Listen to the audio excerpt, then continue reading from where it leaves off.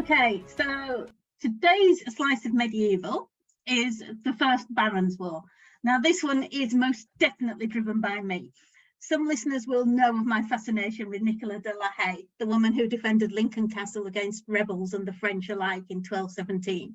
And Derek and I were talking, and we were wondering how much of John's last year and a bit is known. Everyone knows about Magna Carta being sealed in June 1215. Well, almost everyone at Runnymede. But that is often where the story stops. And Derek and I were asking, what happened next? Well, what happened next was the First Barons' War. Magna Carta was supposed to be a peace treaty between John and the barons to prevent war. But as soon as John had signed it, or rather sealed it, he wrote to the Pope asking for it to be annulled. And by the time the Pope had sent back the annulment of the charter, the country was already at war and John was besieging Rochester Castle in Kent. I feel a bit like Baldric here. I'm tempted to ask the question, how did the war start? For me, I mean, as you said, everyone knows about Magna Carta. After Magna Carta, I have to admit, my knowledge is almost zero. So I'm assuming there might be somebody who doesn't know what Magna Carta was or isn't too clear about it. So is it worth us just clarifying that to start with?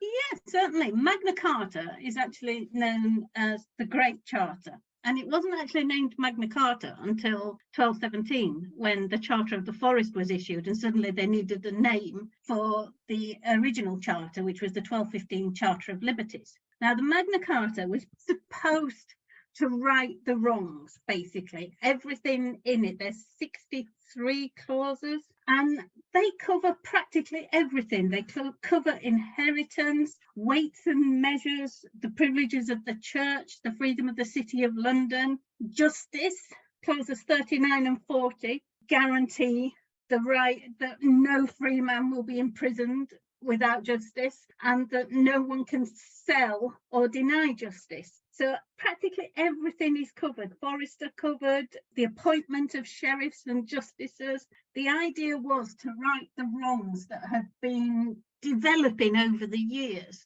to make sure that there was regulation and oversight. And it basically brought the king within the law rather than above the law. There's 25 barons who actually brought this to the king. And we basically know the names of the 25 major movers because they had a security clause put into it which said that these 25 barons would oversee John's actions and laws to make sure that they were fair. So we know who the rebels were because we have these 25 barons who had their names actually put into the Magna Carta, and they're called the enforcers of Magna Carta. So were these 25, do you think they were a majority, or the most important barons, or were they just a splinter group? They were the main movers and shakers of the time in the opposition to John. Some barons never betrayed John, like William Marshall and Nicola de la Haye and Gerard de Campbell, but he died just before the war started. Some actually, interestingly, though William Marshall never changed sides, William Marshall's son is named as one of the 25 enforcers. And you have people like William de Mowbray, who the Mowbrays would later become the Dukes of Norfolk, Roger Bego, the Earl of Norfolk, and his son Hugh. There's the Earl of Oxford, the Earl of Essex, the Earl of Hertford, Gilbert de Clare, who would later become Earl of Gloucester. So it was the barons against the king, but some of the barons stayed with the king and some opposed the king. But it was those who thought themselves badly treated by John who rebelled, and some of them were You know, John he was a medieval king. And I think it's hard to say you feel sorry for John, but in some ways I do. He did bad things, yes, but he also inherited a situation that wasn't actually sustainable. Henry II, John's father, had built this massive empire that stretched from the Scottish border to the Spanish border, included England, Normandy, Aquitaine, Anjou, Brittany, everything. You know, it was this massive landmass. And unless you were as energetic as Henry and good in war, it was not sustainable. And with the French king, Philip II, actually coming into his own as well and growing up and becoming a soldier and wanting to expand his own borders, because France was very small in these days and most of France was occupied by the English. You look at it from Henry II to Richard I, who spent his entire life fighting to hold this together, to John, and you think, I feel for John. I don't think they would have ever been able to keep the whole empire together anyway. It was going to splinter as soon as France flexed its muscles. Funny, because when you think about the conflict between England and France and so on, you think of the 100 Years' War, but it's quite clear, and from what you've said, that this Angevin empire, this empire, as you said, from Scotland to Spain virtually, it needed a monarch who was going to be constantly riding across his lands, keeping them, particularly because of the French rivalry, which grew with Philip, isn't it? Yeah, Philip II. And it was a strange situation as well, because you had John, for want of a better word, owned England, and all the barons in England owed fealty to John.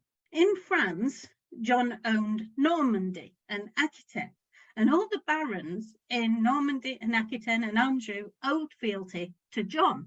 The problem then was, though, that Philip, King of France, was John's overlord in France. For Normandy and Aquitaine, Philip was John's overlord. Now, when you're a king, this is going to cause problems, that you actually have to swear fealty to another king for your lands, because in that land you're a duke. It wasn't actually going to work. And I guess what it means is that there's uncertainty there, which allows individual barons to not exactly do what they like, but to play off one ruler against another and gain perhaps land favours, whatever, by supporting one or the other at a particular moment. Yes, you had it in the early 1200s when King John married Isabella of Angoulême. He married Isabella of Angoulême. She had already been betrothed to Hugh IX de Lusignan. And Hugh de Lusignan was a bit narked at the fact that John had basically stolen his bride. So he appealed to his overlord, King Philip, to sort it out. So, you know, they had this, he basically bypassed John, who was his immediate overlord, and went to Philip, who was his eventual overlord. And wars started that way. And you see all the time through Normandy and Aquitaine, these little wars starting up because they didn't like what Henry had done, so they went to King Philip, or they didn't like what John had done, so they went to King Philip, or they didn't like what King Philip was doing, so they sided with John and later Henry III. Yeah, it was a bit of a mess, really, wasn't it? But I mean, I guess what we have to ask about John is, did he handle it any worse than, say, Henry II or Richard I? I think John's problem was he wasn't a natural soldier. He didn't spend his life on the battlefield like Richard I did. He wasn't a lover of war.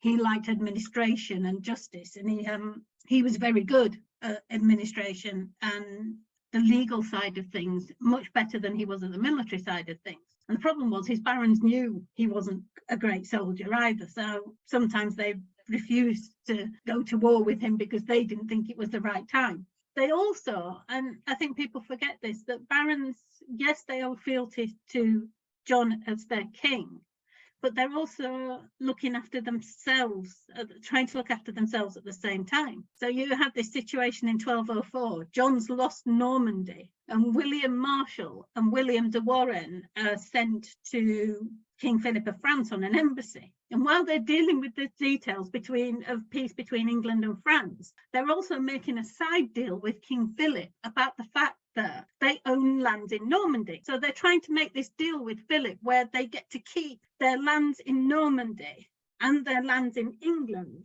and serve King John, but don't want to upset King Philip. Because in feudal law, the whole idea is if you swear fealty to a king, you owe him soldiers.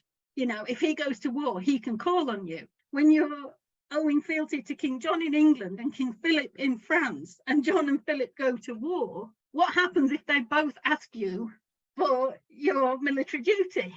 You can't fight yourself. So it was a real big problem for the barons, and they had to basically make a decision as to where they were going to keep their lands, whether it was England or Normandy. Well, I guess this is, if you like, a kind of unforeseen effect of the Norman conquest. And when we were talking about the anarchy a few weeks ago, again, there is this issue of barons that own land in both Normandy and England. Yeah. And there is a conflict of interest because the two places are not the same. They haven't got the same threats and so on. So that whole situation carries on for literally hundreds of years, doesn't it? And Henry II makes it worse in a way by making the whole area bigger and including Aquitaine and Anjou and so on in England's lands. What we're talking about really is the ongoing problem of the nature of the English kingdom and the lands associated with it. Yeah, and then when the barons did lose their lands in Normandy, a lot of them made deals with other family members, like William de Warenne. He had 3 sisters and 2 of them were married to Norman lords. So his brothers-in-law basically took over the Warren lands in Normandy, and he took over their lands in England. So, you know, getting just a little bit of jiggery-pokery sort of thing to make sure they all kept their lands. It was just, I'll look after these ones, you look after those ones, and the kings won't know. It shows how important these family ties were throughout the Middle Ages, but in this period as well. So basically, after Magna Carta, to go back to Baldric, how do we get to the point where Magna Carta is sealed and everything seems fine, to actually having some civil war fighting going on in England? How does the one thing morph into the other? John had spent the last 6 months trying to deal with these rebels, trying to bring them to the table to negotiate. And they'd had meetings at various places in Northampton and at Windsor and things, and they were talking, but then they forced this Magna Carta onto John and made him agree to its clauses. But John saw it as injustice. He was the king. He made the rules. So he then wrote a letter to the Pope saying, basically, they've made me sign this. It's not fair. Can you tell them to stop it? And the Pope issued a bull annulling Magna Carta and excommunicating the barons who had forced it upon John. So all those 25 enforcers were then excommunicated, which means they're outside the comfort and protection of the church, and nobody is supposed to associate with them. It's a really big thing. So they get peed off that John's already said is basically ripped up the Magna Carta before the waxed seals have even dried. And they basically retreat to their corners and prepare for war. John then besieges Rochester Castle. It's the first move in the war, and they're all, you know, castles start falling left, right, and centre. Barons change sides, and then in 1216, the rebel barons decide they could do with a bit more help, and they actually appeal to Philip II and offer him the crown. If you come over and help us, we will give you the crown. And Philip was like, no, you're all right, I'm not bothered. But Philip's son Louis turned around and said, okay, I'll do that. Because he's married to John's niece. He's married to John's sister's daughter and comes over to help the rebels. Just to sort of unpick that a bit more. So basically John's approach is that I'm king. I shouldn't have to mess about with these kind of rights being granted to my barons. They should just basically do as they're told. And the thing for me is that these situations happen, don't they, repeatedly in history, where if you look at one king, there is not a cat in hell's chance of that king signing Magna Carta or even being in a situation where he'd be forced to. Whereas another king who follows, like John, is. Yeah. And it seems to me that he has made a lot of mistakes to get to that point. Oh, he has. Otherwise, they wouldn't be in the situation of forcing him to do that. Yeah, he has. But thing is, it's the strength of the king as well and the support around him. Because a lot of the things that he did, the injustices that the barons were complaining about, were injustices that had been going on for decades. Henry II did the same thing. Heck, Richard I sold Northumberland so he could go on crusade. You know, not one of them was squeaky clean beforehand. It's that bit with a pressure cooker, isn't it? Everything's building up, and suddenly it all explodes. And unfortunately for John, it was his reign in which all the injustices of decades exploded, and it was like he suddenly had to deal with everything, whereas Henry II and Richard I, Richard could sweep it under the carpet by going on crusade, getting captured by the German emperor and saying, look, you can't do anything against me because I'm a crusader and the Pope protects me. And so suddenly it's put off until it gets to John's reign. He loses Normandy. The barons go to John, excuse me, you've lost us our lands in Normandy, we want compensation. John only has England then and bits of Aquitaine and that to take taxes from. So he doesn't have as much money as he used to have, whilst the country was prosperous and he could take taxes from England and most of France. You know, everybody was happy because he could express his largesse, you know, spread the wealth around a bit. But when he only had England to draw that wealth from, suddenly he couldn't be as generous as he was with his barons. So was the catalyst really the loss of Normandy? Was that the nub of it, really? I think so, yeah. I mean, I'm sure some people will disagree with me, but I think it all boils down to he lost Normandy, he lost his continental domains, and suddenly he didn't have the vast empire to pull from. So he had to change things around a bit. And he had a lot of disgruntled barons as a result of losing Normandy. Yes, I mean, you also have, there's that fable that Richard I bankrupted England because of his crusading and then his ransom. That's not true. England was in very good financial condition right the way through the early parts of King John's reign. It was only when he didn't have Normandy to draw revenues from, the finances started getting a bit tight. And when finances get a bit tight, as we know these days, unrest soon follows. I don't want to go to war with you because it will cost me money and I can't afford it. The king used to loan money to his barons with no expectation of getting that money back. There's Matilda de Breauz, who is the inspiration for clauses 39 and 40 in the Magna Carta, because she was imprisoned and starved to death in one of John's dungeons.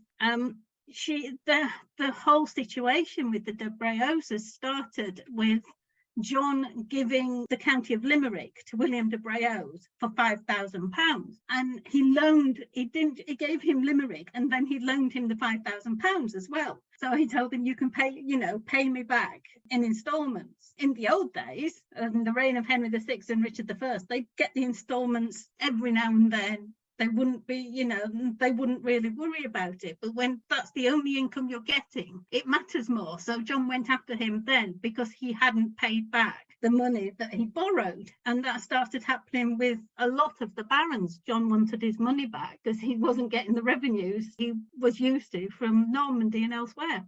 I just wonder if there is a sort of personal aspect to all this, that they maybe feared Henry II. They respected Richard's military prowess, but they neither feared nor respected John. They didn't respect John. He'd had a campaign in Ireland in the 1180s that went well in some places and didn't go so well in others. And apparently he pulled the beards of the Irish lords and they weren't happy about that. He didn't come across as the traditional type of king.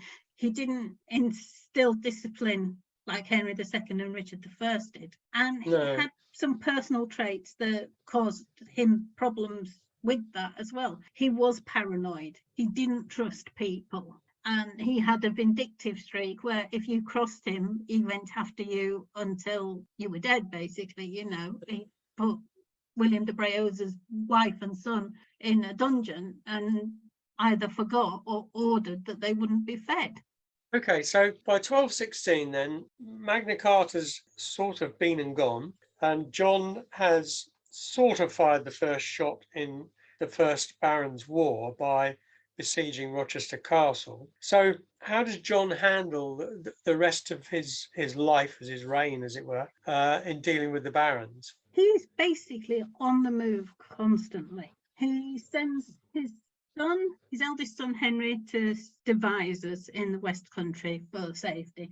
His wife Isabella of Angoulême is sent to, I think it was Corfe Castle, and given a company of German soldiers led by a German, somebody the Teuton, to protect her or guard her or confine her. You're never quite sure. And he is fighting in the West Country. Louis lands on the Isle of Thanet, I think it was, in Kent, and makes his way around the south of England, arrives at Winchester, where he receives the submission, which must have been really upsetting for John, of William de Warenne, Earl of Surrey, who was John's cousin, John's first cousin. William's father, Hamlin Plantagenet, was the illegitimate half-brother of Henry II.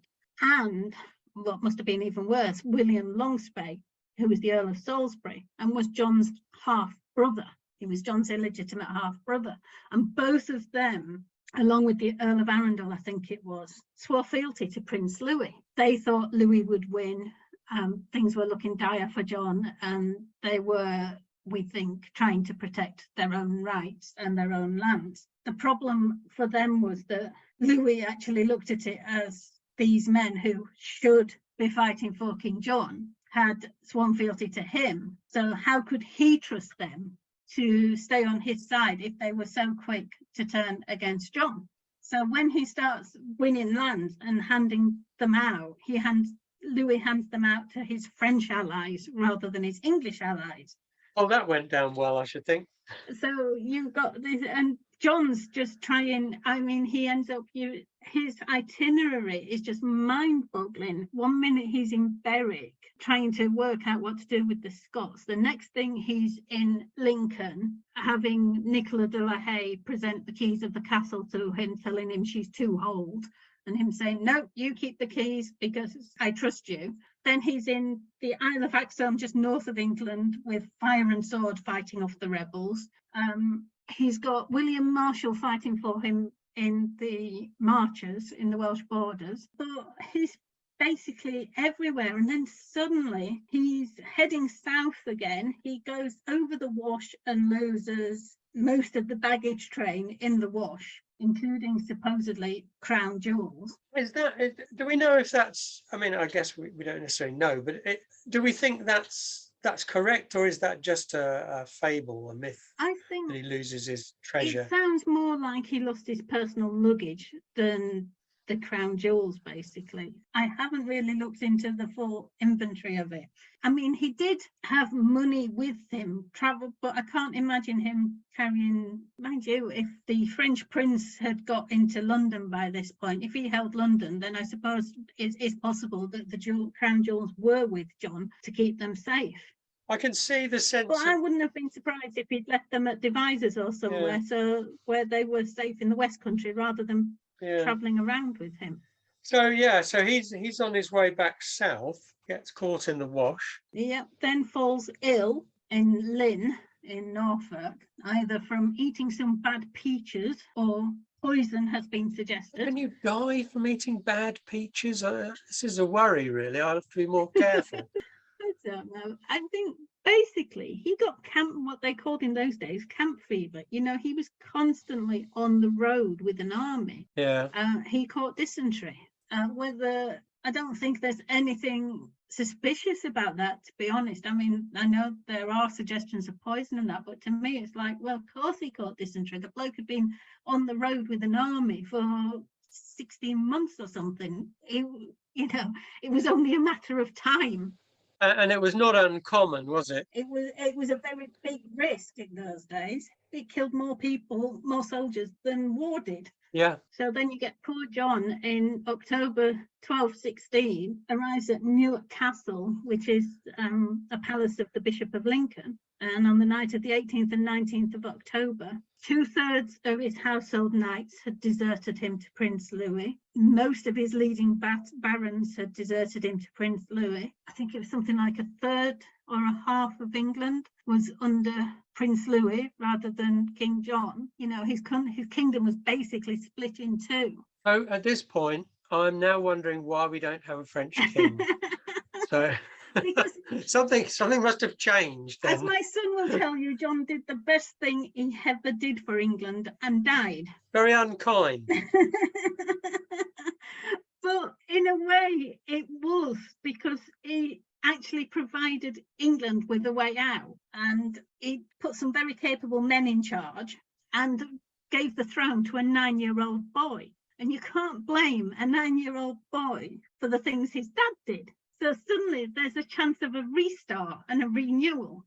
They didn't take it straight away. It was a gradual build-up that you started seeing the rebel barons. Some of them came back to the fold. Some of them stayed rebels until they were actually defeated, but several of them came back gradually once John had died, because suddenly there was this 9-year-old boy in charge. So if there's a 9-year-old boy in charge, but obviously, of course, he's not in charge. So who is in charge? William Marshal? You had this great situation where there was a papal legate in England called Guala, who he'd been sent by the Pope to advise John, and he did actually help with the administration of the country. And he arranged Henry III's coronation, got a council of the leading loyal barons together, which included William Marshal and Ranulph, the Earl of Chester.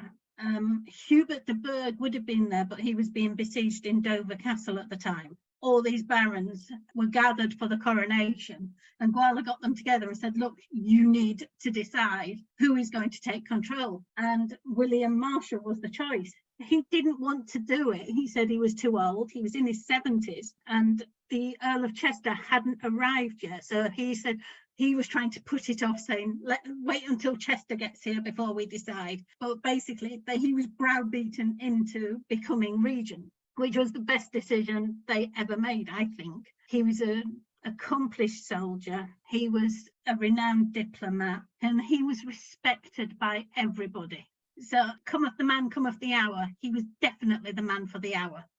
What's interesting is that we're almost talking about sort of international mediation, aren't we? We're talking about someone who is a representative of an outside power, the papacy, brokering some kind of deal to get a few more barons on side with the new king. So we're almost saying, in a sense, had what was his name again? Guala. Guala.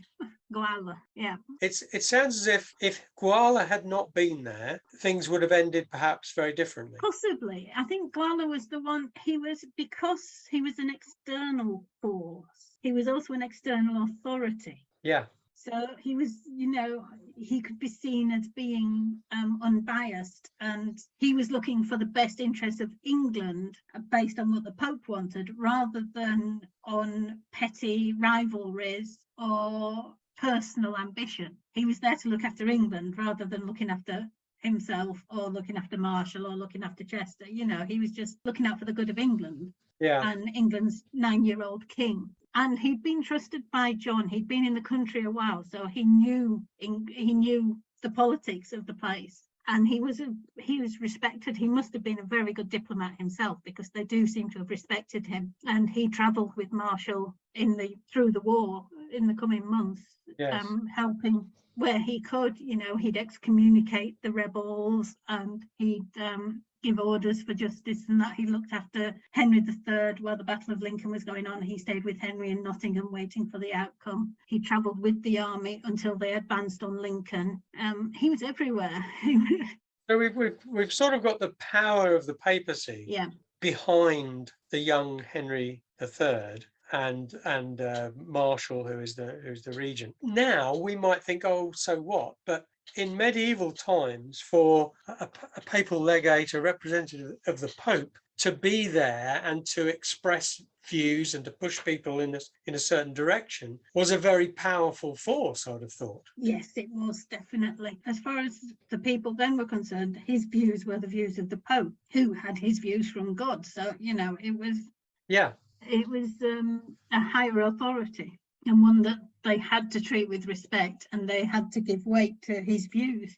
But I guess there were still die-hard rebel barons, and you've still got Louis there. So how was the whole thing resolved? You do still have die-hard rebel barons. Some of them were sticking at it to the end. Dover was in the hands of Hubert de Burgh, but was being besieged by Prince Louis. And Lincoln was in the hands of Nicolas de la Haye and was being besieged by English rebels and Prince Louis's deputy, the Comte de Perche. Lincoln had been besieged on and off for a couple of years, but continuously since the death of King John in October 1216 until May 1217, and it must have been getting into dire straits within the castle. The city of Lincoln had sided with the rebels, so Nicola and her soldiers in the castle were like a little island among the rebels, and the rebels had siege machinery, so the castle was being bombarded all the time. Food must have been running out. Although the situation with Lincoln Castle is a strange castle, and it sits on top of a hill.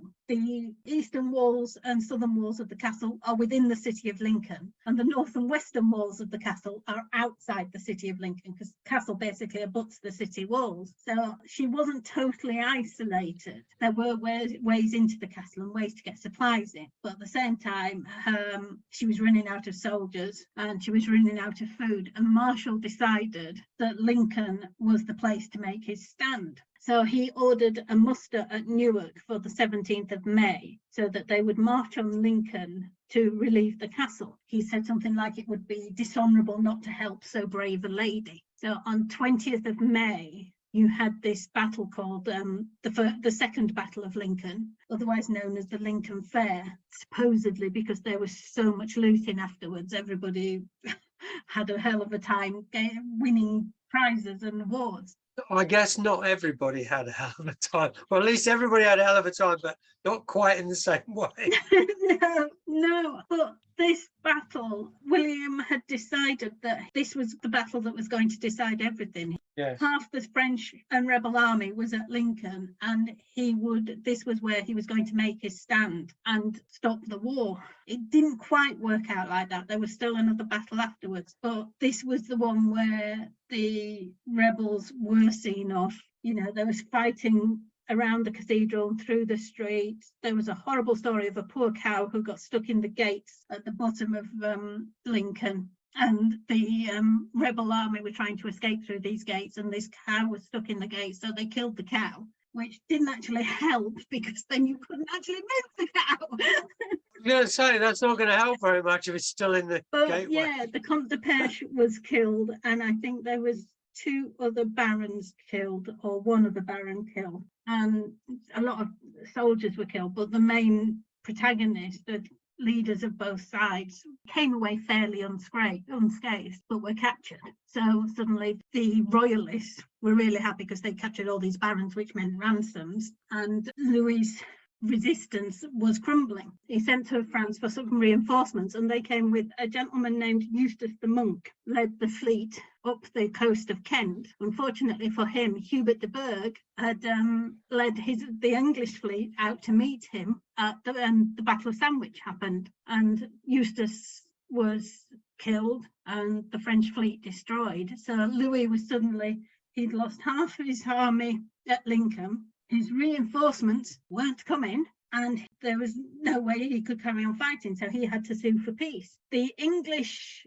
wanted him gone, so they were quite happy to give away concessions to make sure that Louis left. And he left with something like 10 or 20,000 pounds in his pocket. All the French nobles who'd been captured and were supposed to be going to be held for ransom were freed without ransom, so that they could just go home and Marshall could get England back and start rebuilding. So you have this situation, this poor William de Warenne, the 5th Earl of Surrey. He'd bought up a lot of the ransom. He'd paid his own barons to grab all the nobles who'd been captured, because he thought, you know, I can get loads of ransoms from all these nobles. And then Marshall said, actually, we're freeing them without ransom. So poor William de Warenne was out of pocket.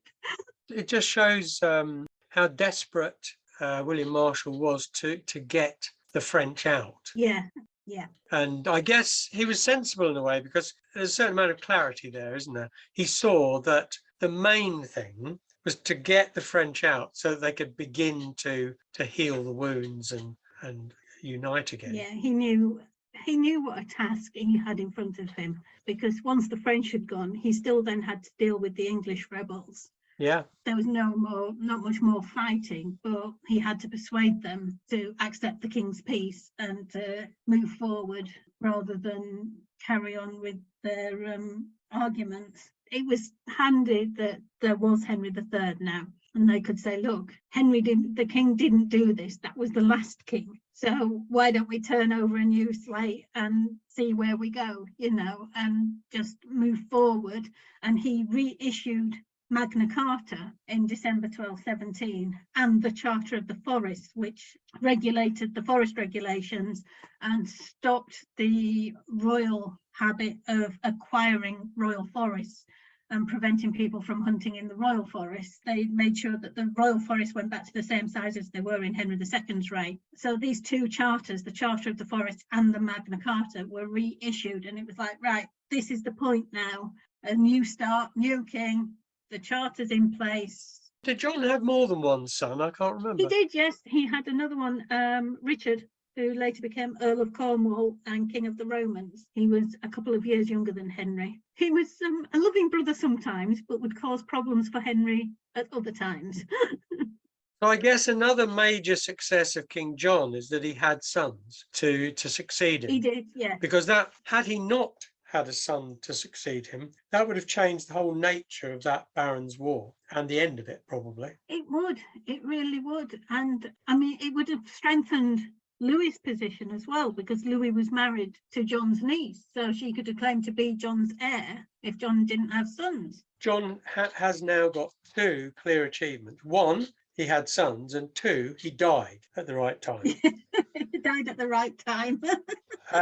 History has not been kind to King John, has it really? It hasn't, no. I don't think... I was looking at what historical fiction writers have said about John, and to my surprise, it's only really in relatively modern times that he's been vilified at every turn, really. It sort of starts, I think, with Walter Scott's Ivanhoe, where John is definitely painted as the villain.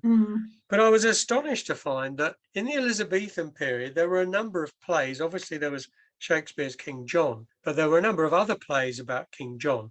And the theme of these plays was that John was a beleaguered king, which is how you've painted him, really. But they actually, he was a kind of Protestant hero. Obviously, he wasn't a Protestant, but because he at various times in his reign appeared to be something of a bulwark against the papacy. And of course, in Protestant Elizabethan England, the Pope was the archenemy. So it's funny how the perspective of that age sees John in a completely different light.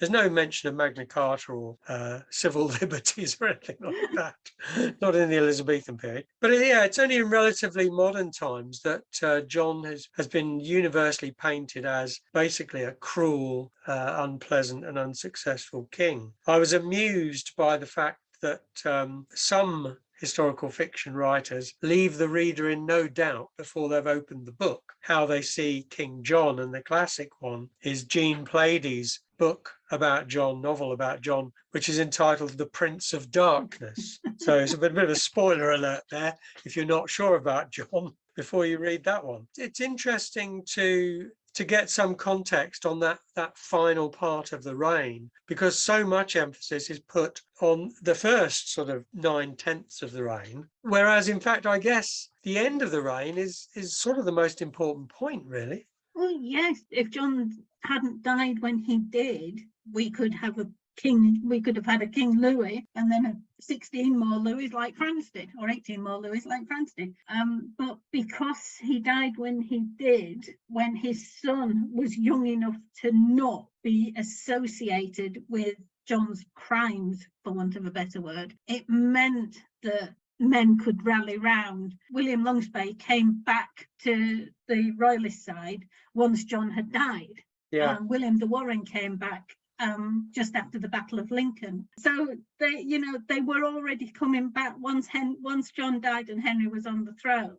You were getting this trickle of barons coming back to the royalist side, to Henry's side. And by the Battle of Lincoln, William Marshall Jr., who had been firmly in the rebel camp, was back with his dad. It must have helped the royalist cause for people to see such notable people returning to Henry III. And well, if Longspay can do it, then maybe we should as well. The trickle becomes a flood in the end. Yeah, and it's what strikes me though is that, and sort of starting from the point where we did at the beginning, which is that I don't know much about it, and I'm not sure that I might be the only one who doesn't know anything about it, but I suspect that lots of people don't know much about these years. And yet, when you talk about pivotal moments in English history, this seems like a pretty big one, really. Well, Magna Carta itself is seen as not just a pivotal moment in English history, but a pivotal moment in world history. The Magna Carta itself is used in so many other charters and constitutions throughout the world. The 1791 Bill of Rights in the US and the 1948 Universal Declaration of Human Rights all use Magna Carta as the basis. Yeah. But in the 13th century, it was issued in 1215, reissued in 1217, and again in 1225, when Henry III achieved his majority. It was used by Simon de Montfort in the Second Barons' War, in the 1264-65 rebellions, and I think it was reissued once in the reign of Edward I.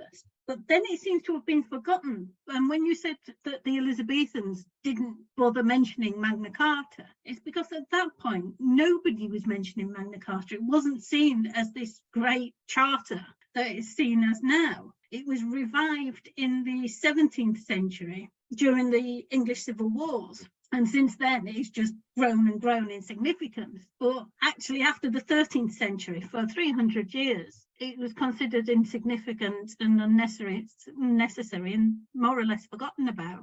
So in a sense, whilst Magna Carta has been seen as this very important, pivotal moment and a step towards greater equality and so on, for England in particular, the pivotal moment is not Magna Carta at all. It's the fact that they are not taken over by a French king at that point. Yeah, Louis, if he'd actually succeeded, we'd have just been a satellite of a great French empire.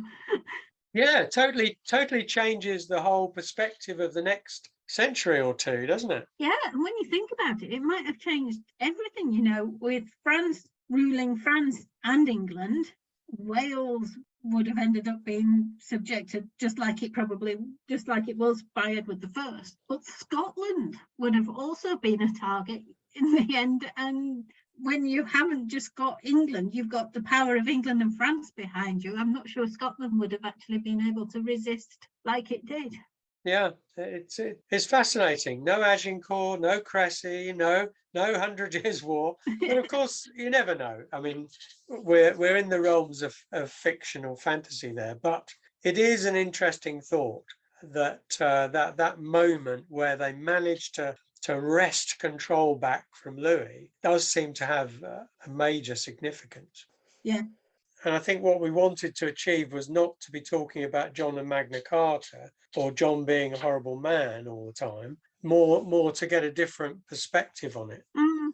We hope we've given listeners a rather different perspective on the end of King John and how important the events were to what happened in England for the next 100 or 200 years. I think this has been a really interesting take on it, that Magna Carta is significant, but so is the fact that we had this French prince trying to invade England and we managed to see him off. And that actually, sets the stage for generations for the relationship between England and France. Yeah. People might think, oh, well, that's a bit, that wouldn't have happened, or it wouldn't have been like that. But if you think about after the Norman conquest, the Norman barons coming over to England, English and Norman barons having lands in both places, having a commitment in both places, as we spoke about earlier, then it's perfectly possible that you could have had a similar kind of relationship between England and Normandy and France and so on in those years afterwards. Yeah, I think so. I think it's interesting also, we didn't mention this, but the fact that they did invite a French prince over just 10 years after they'd lost their Norman lands. We're thinking of it now as them inviting a French prince who had always been a distant person, but they were used to being indirectly owing fealty to the King of France. So it wasn't like they were inviting an invader. It was somebody who they'd known and had a relationship with for centuries, because they were Normans, Anglo-Normans, rather than just English. Yeah, they weren't inviting the enemy as such. They were inviting someone who they, as you say, they already had some respect for, perhaps some contact with. Again, that changes the way we need to look at it, I think. Yeah. You have to remember that they were familiar with the French laws, justices, Normandy was part of France, so they were familiar with the language. It was something that they wouldn't have actually seen as being a total betrayal of England. Didn't they still use French at the court? Yeah, Norman French, but French, yeah. The French was the language of the English court until... I was thinking Edward III was he the first? Was it Edward III? Reign where they used English? Yeah, I think so. I mean, that's a long way off. It's really quite important to remember, isn't it, that in that period we've been talking about, England is not the England of 300 or 400 years later, the Elizabethan times and so on. It's a blend of Anglo-Norman cultural aspects, language, laws, and so on. It was part of the continent, as far as they were concerned. They always had the English Channel there, but that just meant getting on a boat to get to your other lands. It wasn't the border it is now.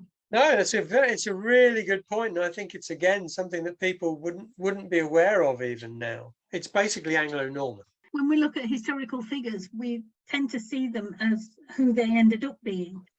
Bad King John, Henry VIII kills wives, all that kind of thing. You don't realise that just like a person develops through life and becomes somebody different through their life, through their actions and what's happened to them, England has developed in much the same way. It's grown. It didn't have the same identity it does now that it had in the 11th, 12th and 13th centuries. It took a while. So plenty of food for thought there, Derek. Thanks very much for indulging my passion for the early 13th century and being able to let me talk about Nicola a bit and William Marshall. Well, I've learned a lot. Possibly some listeners have as well. Yeah. Some interesting ideas in there. So thanks very much, everyone, for listening. Do join us next time, when we will be having a very special guest joining us, which actually follows on from this discussion, really, because we will be having Elizabeth Chadwick with us to tell us about the greatest knight, William Marshall. I'm looking forward to that. That sounds really, really good. Yeah, me too. I didn't realise that it's actually going to follow on from this. If we're not careful, this will appear to be planned. So it's goodbye from me, Sharon Bennett Connolly. And from me, Derek Birks, and hope you'll be listening to us again soon.